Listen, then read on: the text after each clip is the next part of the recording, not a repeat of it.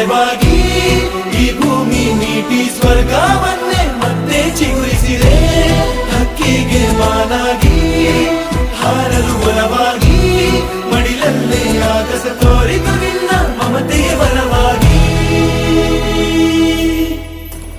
ಸೇರಿದ ಈ ಹೊತ್ತಿಗೆ ಕೈ ಬೆರಳಿನ ತುತ್ತಿಗೆ ಆ ದೇವರಿಗೆ ಶರಣು.